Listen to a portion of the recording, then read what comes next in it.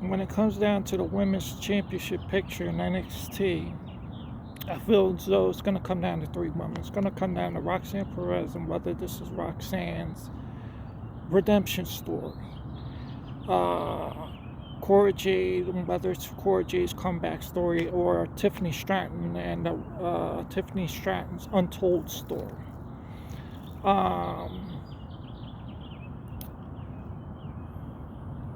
About Tiffany being, as though I feel, the uncrowned champion, the future women's champion in NXT.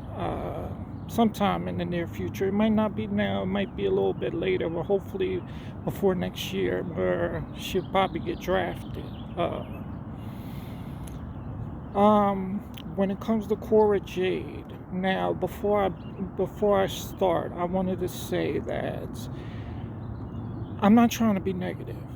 It's just that when it comes to Cora Jade's situation, I gotta look at all angles and seeing it from different perspectives. And I wonder, and the question I have is, like, what happened to Cora Jade as far as the draft? Because, the thing about people is that people's opinion of you can always change.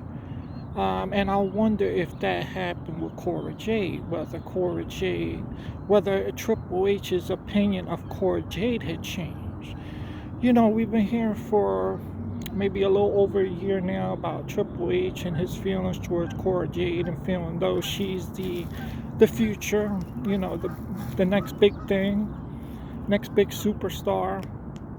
And Cora recently had her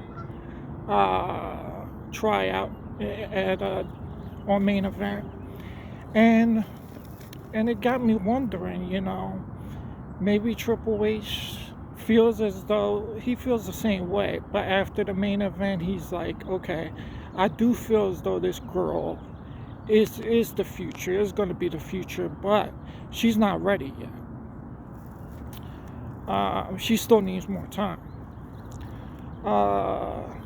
Or was it, for all those Cora Jade fans out there, and on a positive note, whether it was maybe Shawn Michaels stepping in and be like, Triple H, you could take everyone else, but you got to leave Cora Jade behind. I have big plans for her. She's going to be our next NXT Women's Champion. So it's something to think about. Now, as far as the tournament goes, I think many of us want it to come down to Tiffany Stratton and Cora Jade. The problem with that is that tradition dictates in the WWE that two good guys cannot face each other, or two heels rarely will be seen in the same ring together in a singles match. And so I worry, and I don't know if we'll ever see that singles one-on-one match, because Shawn Michaels, he comes from that old school where, that's how it was when he was around. So we'll have to keep an eye on that. Most likely they're gonna add Roxanne Perez to the mix. And we might see another triple threat for the Women's Championship. But yes, I don't think it'll come down to Tiffany Stratton and Cora Jade, even though we really want to see it. I think that's the match we really want to see, because especially after what's going on with them, Tiffany throwing her hat in the ring for a chance at the NXT Women's Championship against Indi, but then Cora Jade interrupting that and getting in Tiffany Stratton's face.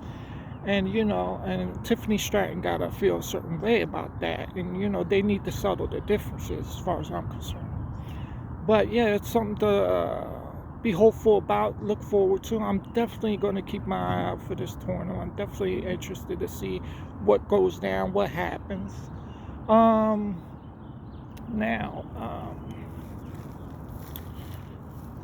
As far as, I wanted to talk about the Bron Breakker and Carmelo Hayes situation, because I'm feeling as though, why is this match happening? Because Bron Breakker, he doesn't even want the championship. I mean, and if it was the Bron Breakker, you know, I feel as though he turned heel. Shawn Michaels turned him heel way too early.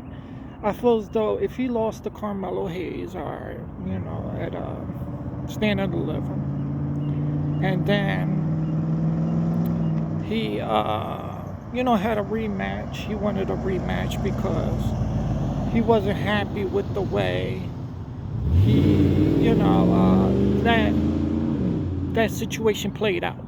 He wanted, you know, so he stepped up and wanted another shot.